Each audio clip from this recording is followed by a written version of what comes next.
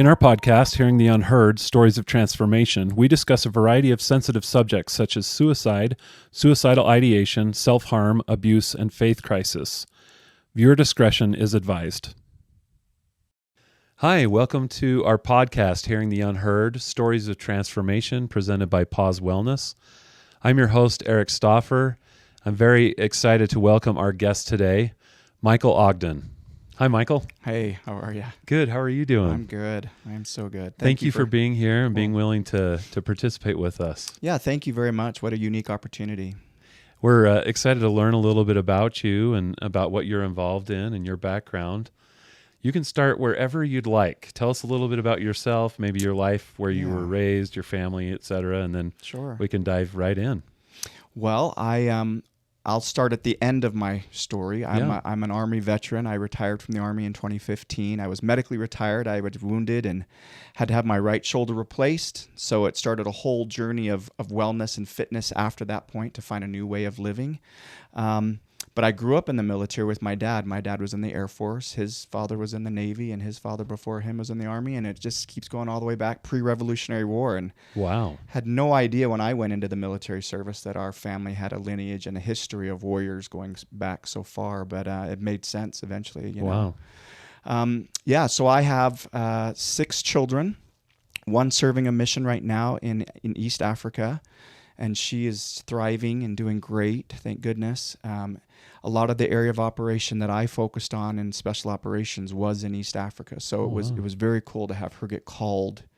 Is she like in Kenya or Uganda? She's in Zambia. Zambia. The Zambia mission. Yep. Cool. Yep. She's blonde hair, blue eyes, stands out. I'm sure she does. But she's loving the experience. And then I've got a senior in high school and a sophomore and on down all the way to first grade in French immersion. So it's a lively household. Yeah, that's awesome. So 6 kids. Yep. That's great. And so with your dad being in the military, did you travel around a lot? Where were you raised We did, yeah. So my elementary school years were Italy, Greece, and Germany. A lot of European experience, a lot of culture, language, foods. And it really prepared me for what I eventually would endure in life with all the deployments, even serving a mission for the church, getting exposed to culture and really understanding people. Doesn't matter where you're from, people are people. And so if I start back in the military time frame is when I really started to come to myself. I joined the Navy in 1999 and was a corpsman. So that was like a combat medic for the Marines. And that was really pre 9/11, and so everything was really different in terms of operating environment and training. I was being trained by guys who were in the Battle of Mogadishu back in the early 90s, hardened warriors who took no mercy. But they did great training, which really prepared me for what was coming. After 9/11, I'd served a little bit longer in the Navy, and then I decided I needed to do something more. I watched a movie that really had a powerful effect on me, Hotel Rwanda. Oh, yeah. Talking about the genocide that happened between Burundi, Rwanda, Hutu, and Tutsi. Yeah. Anyway, I watched that movie with my wife, and it really impacted me. And I said, babe, I don't think I can get out of the military right now. I think I need to jump into the Army and really do something hand to hand and get some real differences made. And so I did, and went into the infantry and served 4 years at a combat tour in Iraq. And then as I jumped into the special operations side, civil affairs, that was really the eye-opener for me, because that was more the humanitarian side of the Army. And my area of focus was East Africa, and it was just an incredible experience going to refugee camps, working with refugees, working with displaced people. And I really got to hone my empathetic skills in seeing the trauma of people. And if I could share one quick story that really was impactful for me. I visited West Africa on a short mission with some guys planning the disaster management plan for Ghana, for the country of Ghana.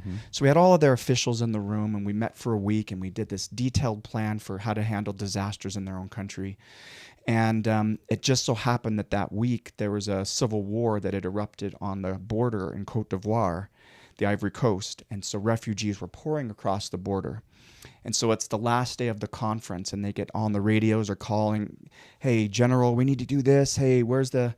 Ambassador, we need to get people over here. We need to have some help. What do we do? What do we do? And it was frantic. And we just said, hey, we just planned it. We know what to do.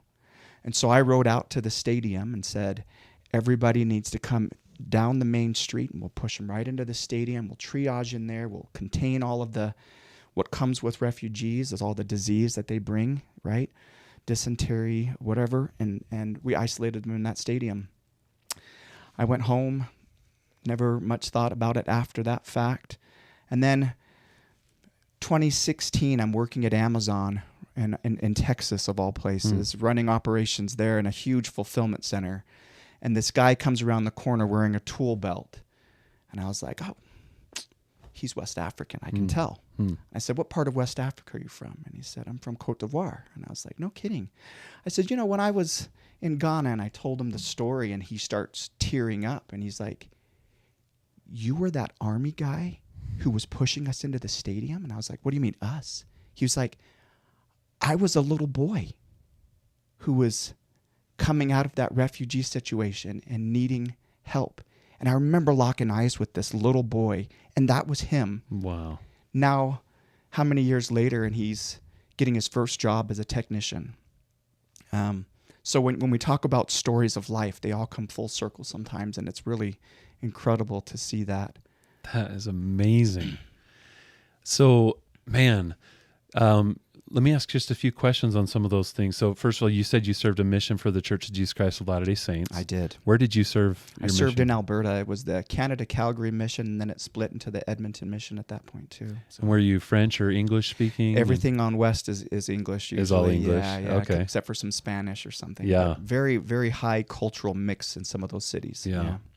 And then where did you meet your wife? So I met her in Chicago, of all places. I was at a hospital working there in the Navy, and she had just graduated from BYU, and we ended up meeting at a singles ward there. Mm-hmm. Yeah. That's how I met my wife. Same. Is that same right? thing. Yeah. That's I say the city of love, but Chicago's not the city of love. No, but definitely not. I've been to Chicago. Yeah, not the city of love. No. Oh, that's really, really cool.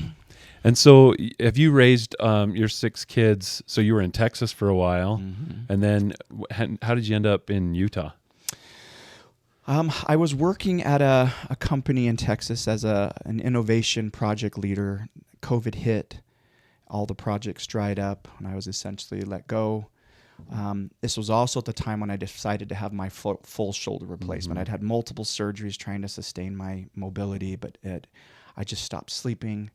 I started to struggle mentally so badly, and then I decided to finally get the shoulder surgery. And so I decided once that job ended, get the surgery, and my wife's like, I followed you for 20 years.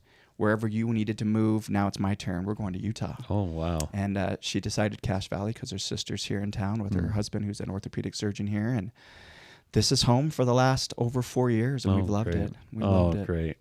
Well, we're glad to have you. Thank you. That's great. So with your shoulder, was that a combat injury? It was. And is anything you want to, is that something you'd be willing to share? Yeah, for sure. I think it's important to talk about it because those experiences, like any trauma, if they're pushed down and suppressed, will eventually come out physically and emotionally, and not at times you really want them to come out.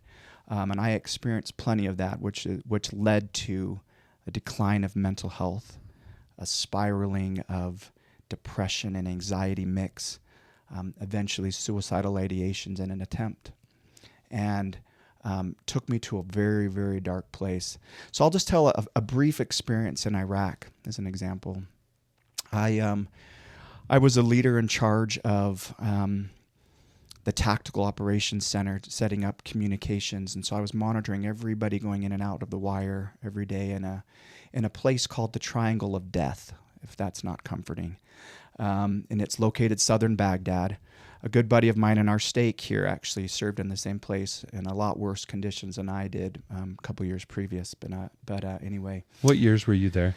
I was there in 2008, 2009. Yeah. I had a friend that was killed there during that same period. Oh Michael goodness. Alleman was a my goodness. dear friend of ours, but I'm so sorry. Yeah. Yeah, unfortunately, that was leading up to 2008 was pretty brutal. We lost a lot of guys from IEDs and complex ambushes and things of that nature. But one experience that really set the tone for what eventually led to my mental health decline was I was a leader. I was an officer, so I had men that I was leading. We were setting up a tactical operations center with the Iraqi army. So we were living with the 6th Iraqi army in southern Baghdad. And if anybody knows about operations with foreign countries, that not everybody's on your side, even if you're supporting them, funding them, training them. And so there was an event that came up that we needed to have a classroom for a large enough audience to sit in. And I was asked to go and survey that classroom on their base and see if it was suitable. So I got one of my guys and I said, hey, let's go out. This Iraqi lieutenant's going to drive us across his base, and we're going to go and see this classroom. And as we got outside, it was a tiny, tiny little yellow car. When I say tiny, I mean like when I got in the back seat, my knees were up like this. So I looked at our rifles and I said, we can't take our rifles here. And I didn't have a pistol. I just had my rifle, my M4, and so did he. And so I made the decision. I was like, well, we'll just leave the rifles here. We'll do a 5-minute drive down the road, look at the classroom, and come right back. And it was the worst decision I could have made at that time. We both jumped in the back seat of this car. The lieutenant drove around a corner, stopped at a building. A big, heavy-set Iraqi man gets in the front seat in civilian clothes. And I was like, this guy doesn't look military to me. And then the lieutenant hit the gas, and we just sped around corner to corner to corner to corner. And I was like, oh, what have we done? And I said, pull out your knife, pull out your knife.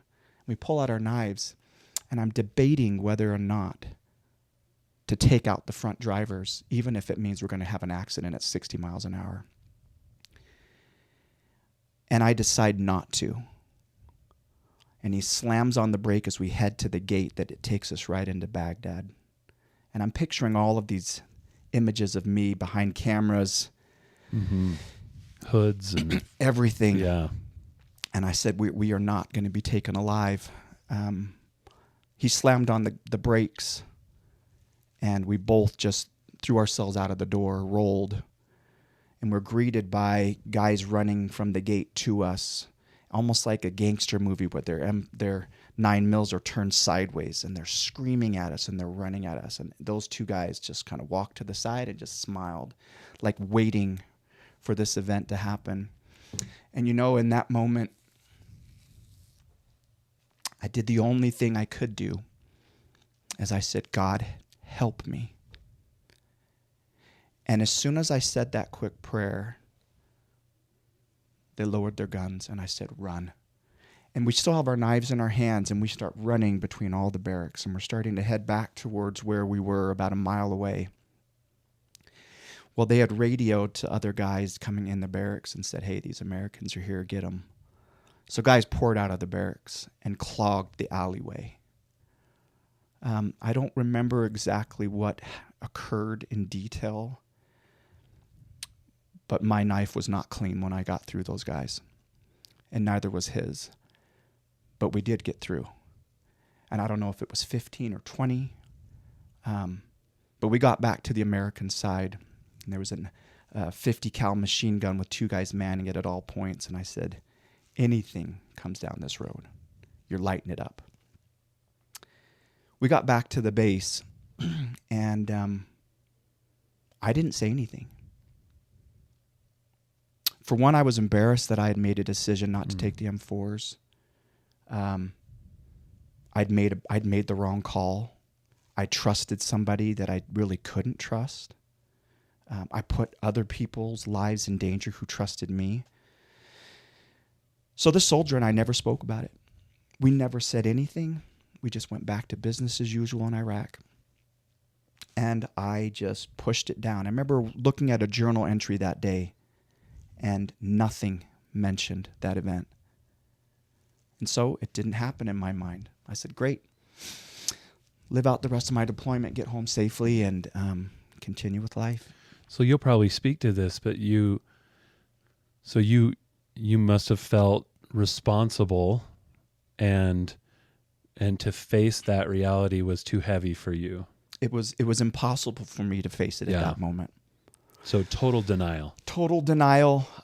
It's like someone experiencing a combat death of a friend.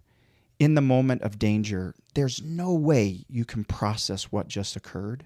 You have to take care of the enemy first, and then you're on to the next mission. And so there still isn't time to process. So it's not uncommon for veterans, first responders to have trauma of that nature and not have time or even willing to go back and look at it again and say what happened. But the risk, Eric, is that when I suppressed that trauma, having no idea it would come out eventually, and it did in horrific ways.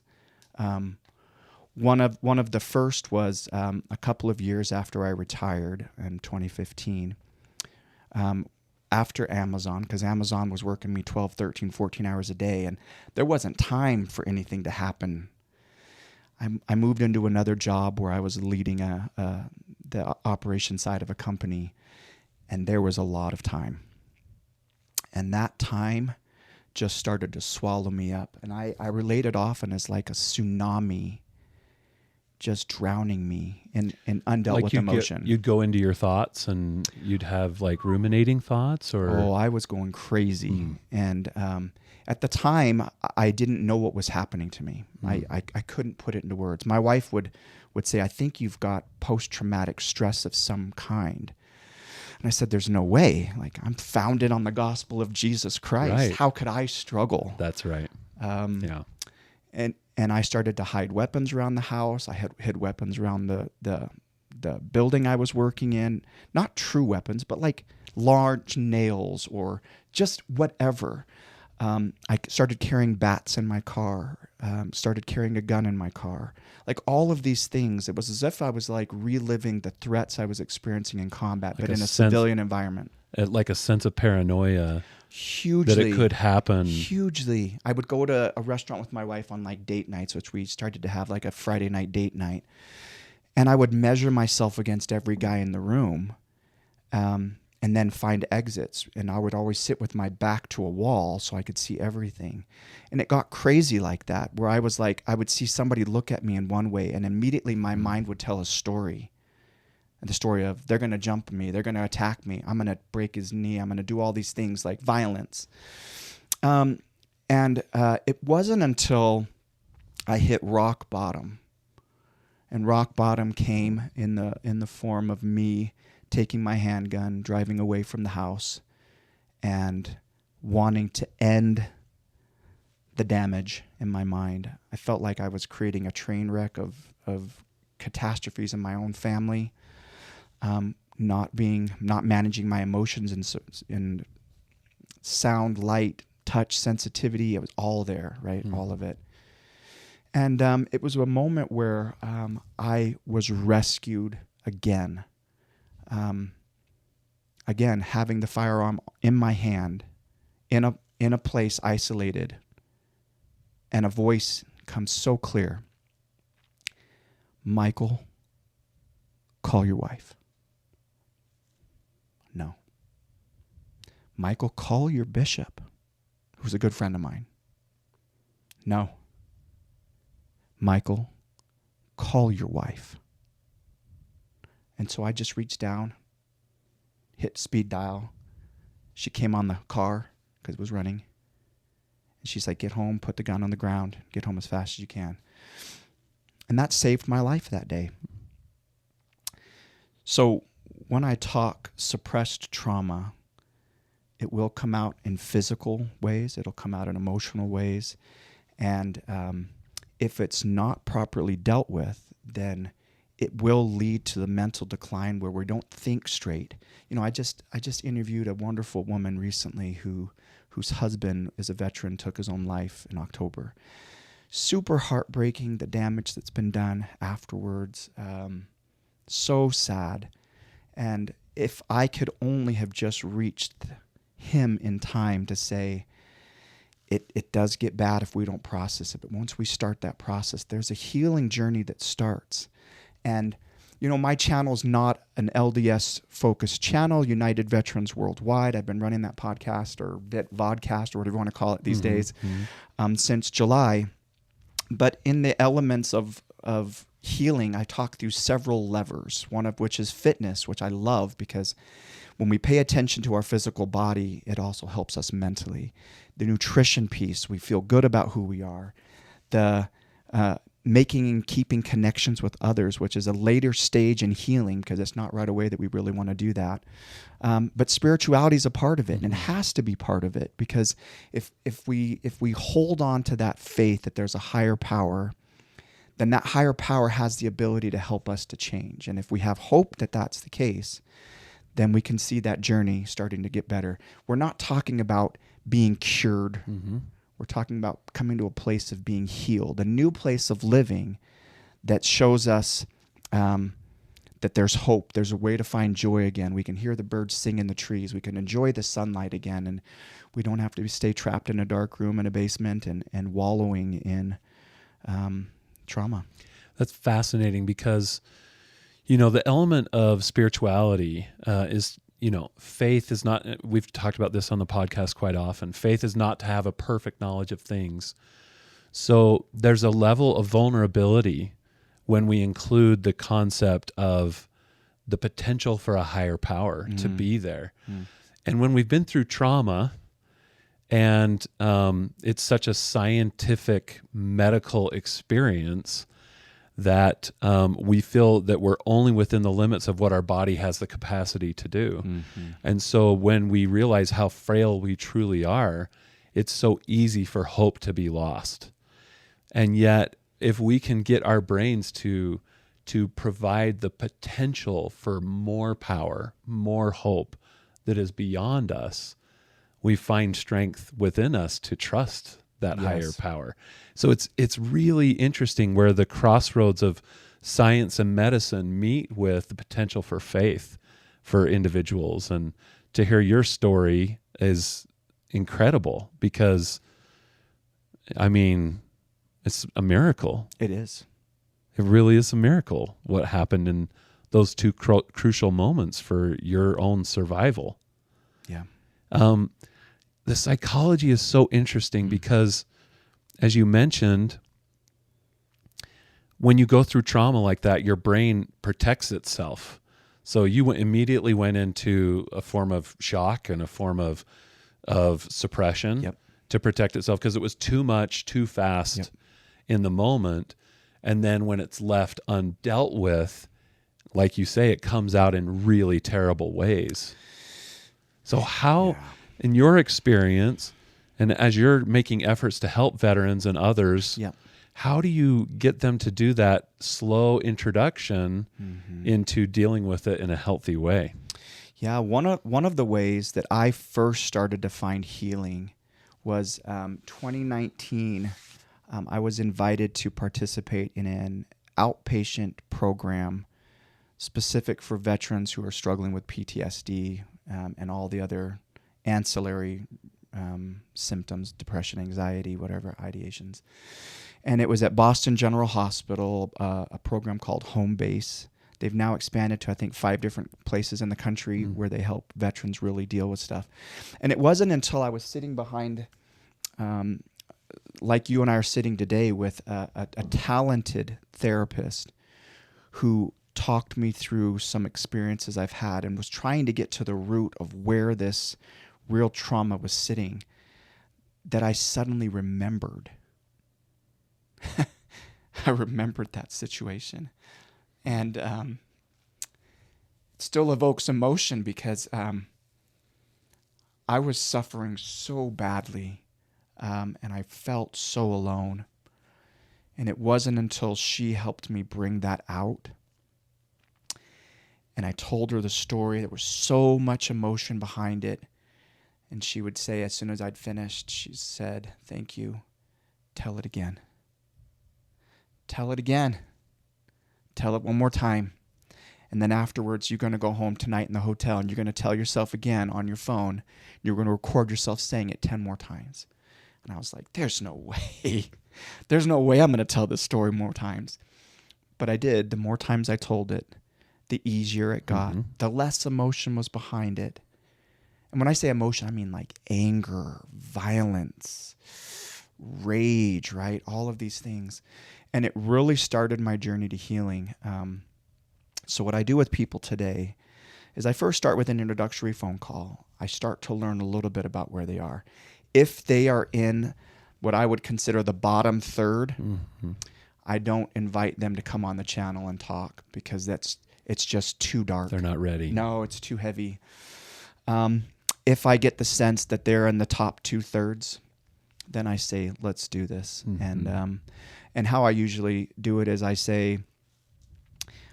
tell them my experience, really short version, and say, I know what that dark tunnel looks like. I know how hard it is. I know the lack of hope that comes when we've gone through trauma and we're struggling mentally. We don't know what's real, what we're seeing, hearing, feeling. But I promise that when you tell your story, it's going to really start to initiate another level of healing. And I'm empathetic. I'll cry with you. I'll mourn with you, right? I'll comfort you. And we'll both come out of this in a better place in both of our healing journey. And that's been the true case with every person that I've interviewed. One of the great things that Pause Wellness is doing that I think aligns with what I'm doing in my podcast or what vodcast, right? United Veterans Worldwide, is that we're helping people tell their stories, which are sacred in nature, meaning that it's the only what the story that they've told is what's brought them to the point where they're at today in their healing journey. And we know that it's not a linear path. It's up and down, but the stories that people share are super sacred and they're so important. And maybe if I can just share one thought as it pertains to spirituality, because of my belief in Christ, I really did not believe that in this life I would have to suffer. I felt like my faith in the Savior would prevent me from having to go to those places of suffering. And it wasn't until I started my own healing journey of recovery, and it's a deliberate journey still today. Like I wake up in the morning at 5 a.m. and I go hit the gym because I know what it's going to do for me mentally every day. It wasn't until I started my own wellness journey that I started to learn more about how the Savior teaches us. And so when I see people or hear people's stories, or Eric, like you're hearing mine today, of this deep, dark suffering, physical pain, mental pain, emotional pain, all of it, there's something that I'm noticing from all the people I've interviewed that has been a magical key. One is that when people have endured severe trauma and suffering, it's amazing to see the gifts that are coming to them from God to then help other people. And there's no other way that we can get to that place of healing and helping other people if we haven't lived it. Yep. And so when I approach veterans and they're like, they see me smiling and happy in a bright room, they don't trust me right away. And it's not until I have the phone call and they're like, oh, you do know. You get it. Yeah. I'm like, yeah, I do know. And then it starts the journey of trust where we can start to share those stories. But unfortunately, we have to suffer in this life sometimes in order to gain that powerful gift of empathy. Yeah. And you know this from your own personal stories, right? So, I share so much of those same sentiments because I've always felt these two chairs are very sacred to me. Just the experiences I've had sitting and hearing people's stories, much like yours. I tell my therapist all the time how thankful I am that he creates a space where I can tell my dark story and tell it again and tell it again and tell it again, because I know I'm safe with him and I know I'm loved and I know that the environment is going to protect me, where I can be exposed to my own trauma in a controlled environment and have it diminish its hauntingness over me. And that becomes so sacred. I hear it in the tone in your voice as you talk about how that therapist did that for you, or that person did that for you, and then how you walk yourself down so that it becomes something you can cope with. And I just, you bring up two things that I'm really interested to hear your thoughts on. One is men's mental health. We have this kind of cultural stigma that men have to be tough and they shouldn't have to deal with these kinds of things. And in many ways, that's why so many men suppress and don't deal with their issues in their life. And then the other one in parallel with that is the faith perspective, where we make those false assumptions about what it means to have faith in Jesus or faith in God or faith in our religion that suggests that we are to be without pain and without trauma. Or if I have enough faith, it should prevent me from having to deal with these things. 100%. And so how have you been able to deal with, let's start with the men's mental health side of things, and as you work with others, and then we'll go to the faith thing again. Yeah, thank you. That's a great question. And I think at the beginning of this journey of having United Veterans Worldwide start, it was by inspiration, first and foremost. I woke up one morning and I was like, I sure want to do my own thing. I want to create my own business. I want to do this. And what should I do? What should I do? And it almost was audible to me. You need to help my children who are suffering the same way you suffered. Okay, what do I call it? I'm like, Veterans Are Us? I mean, what do I say? Right. What do I call this? And then it came to me, United Veterans Worldwide. Because we're not just going to talk about U.S. We're not just going to talk about Britain. We're going to talk about global, Iraq, Afghanistan. We're going to go India. We're going to talk to everybody who's struggling with the same things. Having no idea that it would turn into what it's been today, which means anybody who's gone through trauma, because it's all shared experience, shared trauma. Related veteran symptoms. Takes on a whole new meaning when you look at it from that perspective. It does. And when we talk men's health, men's mental health, that stigma is real. It was real in the military. We don't talk about it. I remember when I was first became an officer in the Army, especially in the infantry, where we're the tough dudes, right? We're the kick in the doors, and they said, you never get cold, you never get hungry, you never get tired, you never get sick as an officer. You don't let anybody see that. And so what did I do? I did that. Yeah. We just went through a hellacious experience. I'm going to suppress that, and I'm going to be the tough guy, and we're just going to keep moving. It didn't happen. It didn't happen. Yeah. We didn't just kill. That's right. How many guys? We didn't just do that. Right. Nope. We're just going to go back to regular operations and handle business. So one of the first things I did on my channel was show emotion when I talked to people. Some of the first couple of people that I interviewed were powerful, powerful stories, and I cried. And I remember someone saying afterwards, like, are you going to take that out? I'm like, heck no. Yeah. It's the whole point. No. Yeah. Because when we talk about masculinity, and I still call myself a warrior. Right. Does it diminish me if I have tears and I'm like, no, I'm still capable of handling myself, like tears regardless. But what tears do is show people genuine compassion. And I've experienced so many more incredible interviews because of that emotion that I was willing to share. And so for anybody who's listening today to this podcast or watching it, I'm an advocate for men sharing their feelings. And it's a vulnerable state. And you got to make sure you share it with the right people at the right time and the right place, because if not, it could be hurtful. Not everybody's receptive to things like that. But when I was growing up and I was intimidated by my peers, and I would encounter a bully or an arrogant person or something like that, my mom would always try to teach me. She'd say, Eric, what they don't realize is they're showing their insecurity. And I'd be like, insecurity, what are you talking about? They're the most secure people that I know. They have this strength that they present themselves with. And the older I've gotten, obviously I've learned she was absolutely right. 100%. That insecurity, that all of that is a front for their insecurity.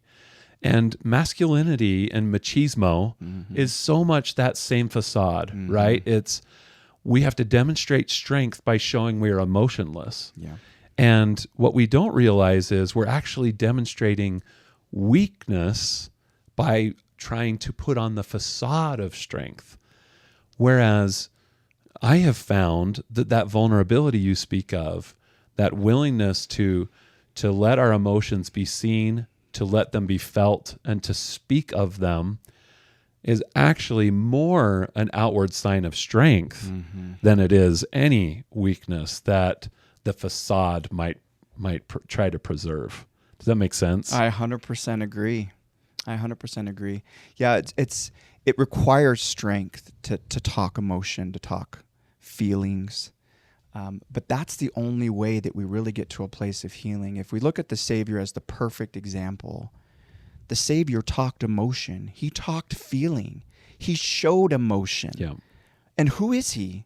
He's the greatest of us all, the most powerful, the one who has saved me over and over, physically, spiritually, mentally, emotionally. Yeah, no, he's the greatest source. There's that great book by, the authors, they're going to be angry at me for not remembering their names. The God That Weeps, or? The God Who Weeps. Yeah. By Terrell and Fiona Gibbons, Gibbonses. Yep. Yeah.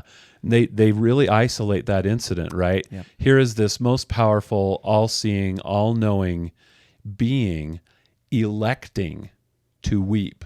Yep. Knowing he has all the solutions, knowing he has all the provisions in place, or potentially going to be in place through his atonement. Yep. And yet he chooses to weep because we weep.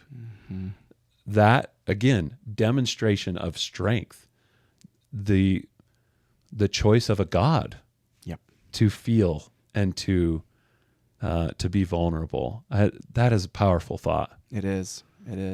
Man, I love that.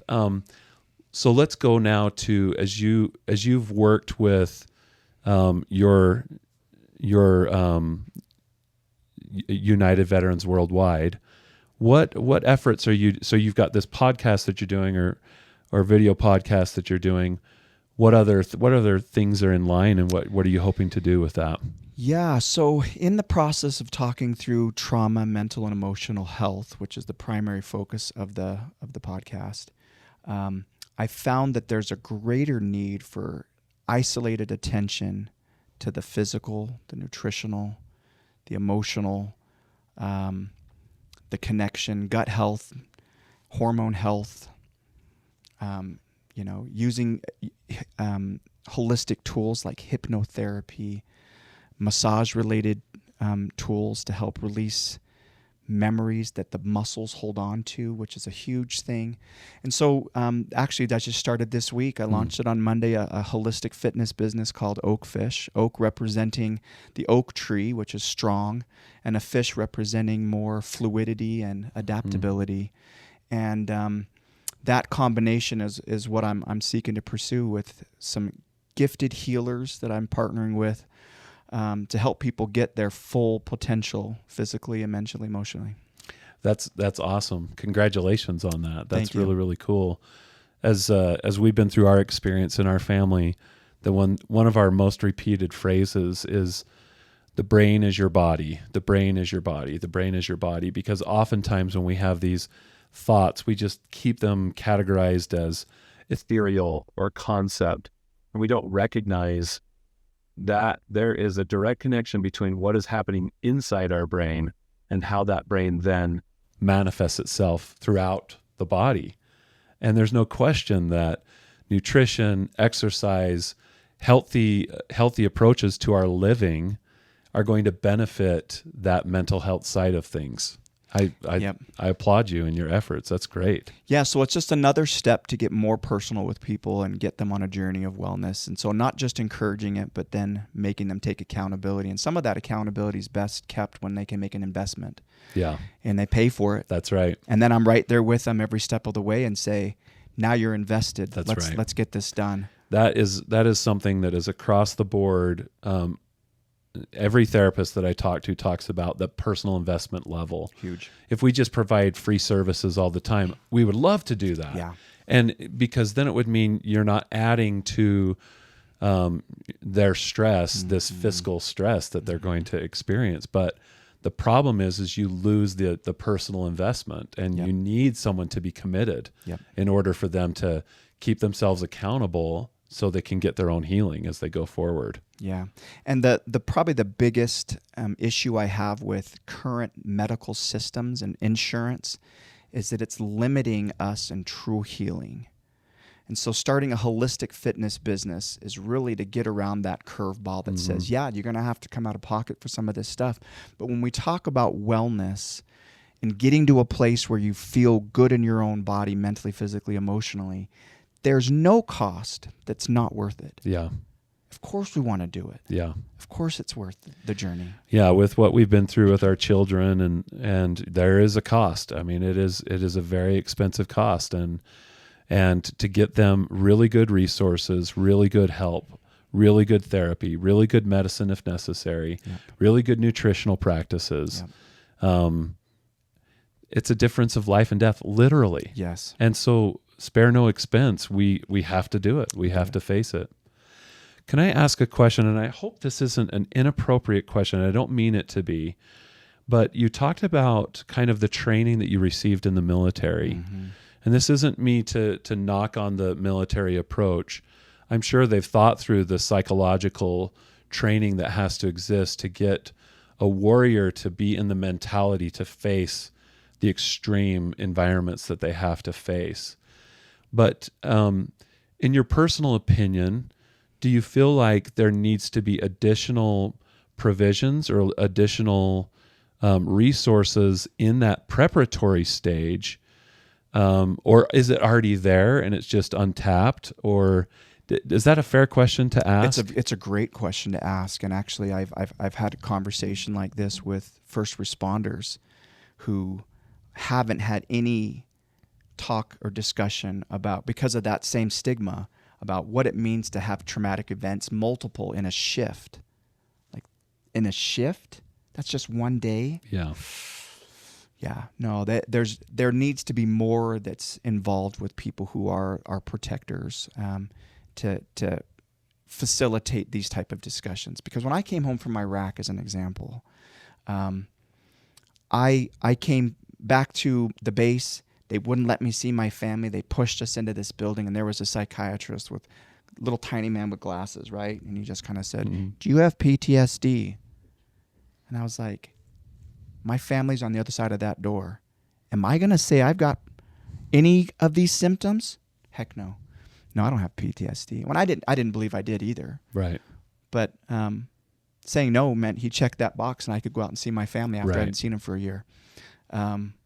So that's the wrong way to do it. Yeah. That's the wrong way. Yeah. So we put them in a situation where it's too much of a benefit to them to not get the help that they need. Yep.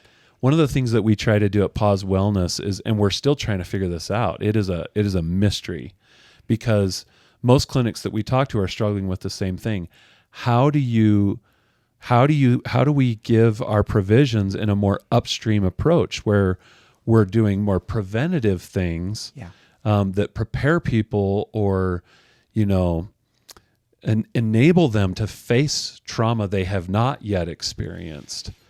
And it's so hard to do that because most people, they don't think they need help because they are not seeing the trauma yet. They wait until they're in the trauma experience. Yeah. And most people even experience trauma and then wait many, many years before they're willing to even deal with it. And obviously the podcast you're doing helps to raise awareness of, hey, there's this potential here. But it's not preventative. That's right. It's reactionary. Yeah. And so how do we get more preventative means to, especially like, the military? Mm-hmm. That's a hard question, because in order to go into the military and go into combat arms specifically, or in the special operations, you have to be transitioned into a warrior. Now, I'd gotten in fights in school. There were bullies that I fought and protected other people and did those things. And I knew my calling was probably to go in and serve in that capacity physically, right? But there's nothing that could have prepared me for the trauma that I endured. There's nobody that could have talked to me after that trauma and helped me to cry on their shoulder and for me to go back to the same mindset of being ready to do what needed to be done. I don't know that there was anything. I think the only, in the church especially, the only real education we have that's preemptive is learning the doctrine of Christ. Because the doctrine of Christ will teach us that no matter what comes, we have a source to look to for healing. And why does he keep saying that? Why do we look to him for healing? Because we need to be healed. Yeah, that's right. Yep. Over and over again. You're not in that scenario yet, but look to the Savior, because he can start that healing process. And maybe that healing process, like you said, will be eventually some meds that'll help. Some plant medicine. I know it's kind of taboo in the church, but psychedelic medicines. There's more information that's coming in about plant medicine, and people I'm interviewing who are finding some incredible healing that way. I haven't done it myself yet, but yeah, that's great. I think the more we can look to resources that are helping, again, with obviously treatment, but also any information we can get for prevention is so crucial. Because I'm not smart enough or high enough in authority to understand what it takes to have to create a warrior, right? Yeah. And to condition them enough to not second guess themselves in the face of emergency, right, and survival, right. But at the same time, how do you equip them with coping with the collateral damage that they will inevitably experience by having to face such a situation? Yep. I don't know that there's an easy answer there. I don't know that there's an easy answer. We need more of what you're doing, or what you're doing. Yeah. Right. I think that's the message. If we look at some of our heroes in the scriptures, from David and Goliath back in that time, we go all the way to Mormon, the prophet warrior. They saw a lot. They did a lot. And yet they wrote sacred works. How? How did that happen? Did they really find curing from all of that? No, you can hear it in their mourning, in their writings. So we know that they were still dealing with stuff. One of the saddest examples I can mention in Scripture would be Captain Moroni, who wrote the title of Liberty, the Standard of Liberty, right? Once the wars ended and Helaman and Captain Moroni went back to regular life, they both died very quickly. And it's only a small verse, and he died. Why? Well, I'll suggest that he suffered like many other warriors suffered, and maybe he wasn't healthy mentally. Yeah, maybe he went into hiding and sheltering and suppression. And maybe even ideations and on and on. And we don't know the answer, but we do know that suffering occurs. And pardon me. Preemptive is a hard question, because it really stems back to childhood. There are guys who have done more than I've ever done. Navy SEALs, Delta Force, guys who have done some really amazing stuff, constant operational tempo, who as a child were raised really resilient and recovered very quickly, which is why they can make it into Delta, because the testing to get into some of those specialized trainings is like, those units is so high intense. And one of them, I'll just tell you real quick, is like, I went through some of the selection where they put us in a big room with weights on one side of the room and weights on another side of the room. And they said, you've got 2 minutes to move all the weights on this side to that side, and then move all the weights back onto this side here. And then come and put your mouth on this little tube, a little piece of air, and breathe into it and calm your heart rate within 1 minute, back down to resting. I could not do it. I could not do it. But there were guys, get that heart rate back down. And those are the people who, after trauma of those scenarios, wouldn't even consider it trauma. They recover and they're back to just normal life and living. So it almost stems from how we were raised. Yeah, they were conditioned. If we were conditioned They've to already have been through some difficult things, they've known how to cope with them. Yeah. Yeah, it kind of comes back, and this sounds so dark, and I don't mean it to be, but the inevitability of human suffering. Yep.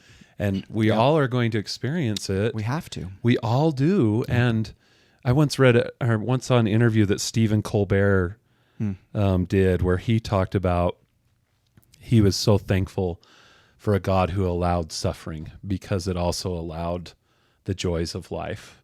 And it takes so much to be able to twist or to be able to make that switch in our mind and in our faith to accept that, not that we're okay with suffering, but that to trust in a God who can leverage all suffering for our good. And he's not one who wants to cause suffering. Yep. He is one who has the solution for suffering. I want to ask you this. How have you been able to prevent relapsing back into the trauma and the suicidal ideation? Yeah, great question. One way is when we talk about coping mechanisms, there are positive ways to cope. And some of the levers I talked about, fitness, nutrition, making and keeping connections, spirituality, serving in the community, these are all levers of good coping mechanisms. The negative ones would be if I were to touch alcohol, if I were to give in to anger and violence, right? Or the ideations. Negative self-talk is another negative coping mechanism. So how I've been able to do that is piece by piece, step by step. It wasn't until even a couple of years ago that I was able to finally turn off the ideations because they were always there. Yeah. Days would get bad, and those ideations would come back and be like, see, I told you. Would that cause the thought in your mind of like, see, I'm never going to get better. I'm never going to overcome this. Of course. But most recently, I now start to combat negative self-talk, and I just made a video about it yesterday and posted it. Oh, awesome. Where I say we combat negative self-talk with truths. So what's a truth? A truth is, if I didn't go to the gym today and I'm negative self-talk, oh, you're so lazy, you're just going to go back to the same habits you were in before, oh, la, la, la, la, la, la. I fight it with the truth that says there's a time and a place for everything. When we talk true health and wellness, we can align those things better and say, you know, today's a hard day for me. I can't get that done today, but I will tomorrow. And then it changes the narrative a little bit in our own minds. And instead of us feeling down on ourselves, we're like, got this. We're controlling this element. We can get it done tomorrow, little by little. And I always say it's the small steps in healing that lead to the greatest change. When people look down that pathway of healing, they could get overwhelmed with it. It's not that pathway. It's this. What is it today? Is it getting out of bed? Is it showering? Is it going to a therapist? Is it taking a medication? Is it coming off of a medication? Right. You know, what is it that means that small step today? And that is how we progress and get to that point. That's so good. My personal belief of what we call the covenant path in the gospel of Jesus Christ is that it is an iterative process. Elder Dale G. Renlund of the Church of Jesus Christ of Latter-day Saints talks about this. It's iterative, so it's cyclical and upward, but those increments from cycle to cycle are little. They are a daily experience. Yep. There's this other talk given by another apostle named Elder Christofferson called Give Us This Day Our Daily Bread, where he just gives us enough bread that we need to get through this day. We don't have to worry about the next day or the next week. We get through this day. And it hit me this week. We use that phrase from Scripture, line upon line, precept upon precept. Well, if it is one line that is cyclical, then that line does fall upon the previous line. And so even though that line may be razor thin, we just slowly get better. And over time, eventually, the ideations can stop for some people. It will. And it just doesn't feel like it in the process, so we just have to keep going Yep. one step at a time to get there. Isn't that a beautiful truth? Yep. Yep. And the hardest part is when somebody's really struggling, it's hard to help them see that vision. Yeah. Right. And so a lot of what I say when I meet people who are in that bottom third, Yeah. then I share with them my journey, but I also just say, little by little, Yeah. what can you do today that will make a difference? Where are you sitting now in a dark room with the lights off and the blinds closed? Okay, you're doing that. Okay, make a little step and just turn it. Just one turn. Yeah.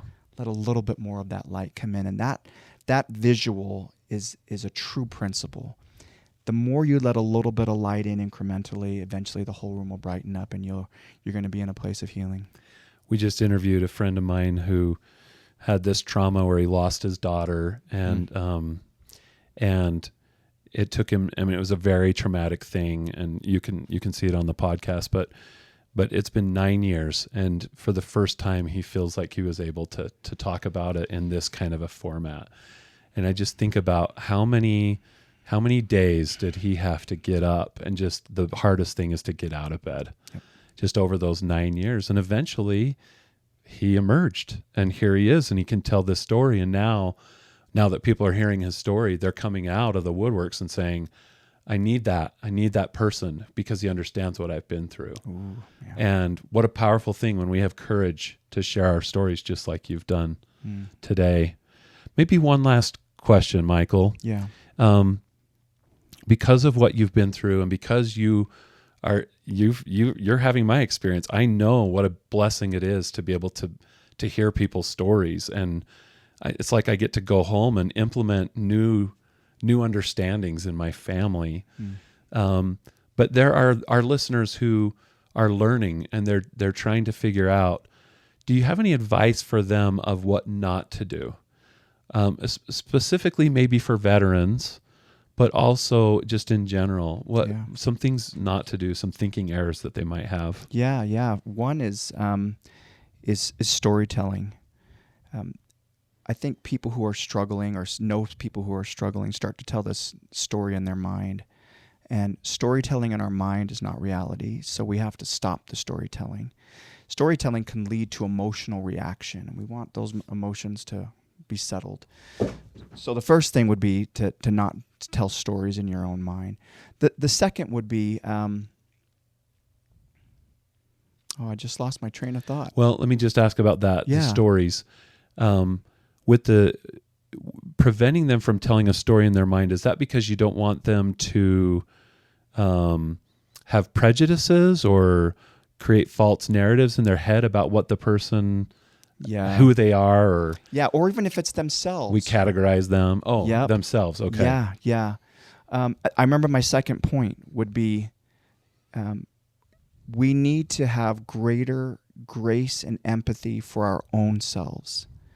And if you're at the beginning of your wellness journey and healing, you're going to require a whole lot more, because you're going to have a lot of bad days. It's later on where we still need to remember that we've got to give ourselves grace.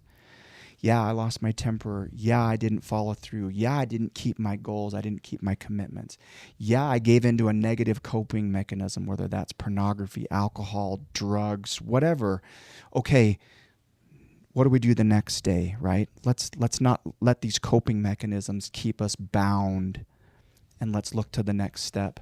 So giving yourself plenty of grace is such an important principle. That's brilliant counsel, because excuse me, as I've done this work where we invite people on, they tell these stories, I've noticed that some people can turn their nose at it a little bit and just kind of be like, you're getting all touchy-feely and you're getting too vulnerable and it's a little cheesy or a little corny or something like that.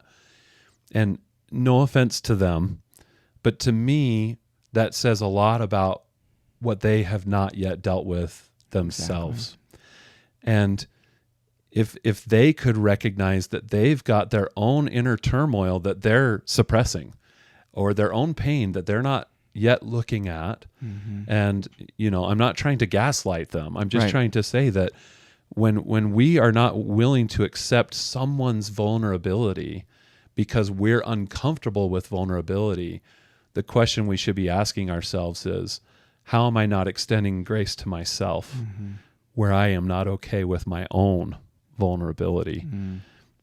There's healing to be done there. Yep. And great self-compassion and grace can do so many good things. Yeah. I remembered one more thing, if I can just share please this do. real quick. Yeah. Number 3 would be not to compare your trauma with somebody else's trauma.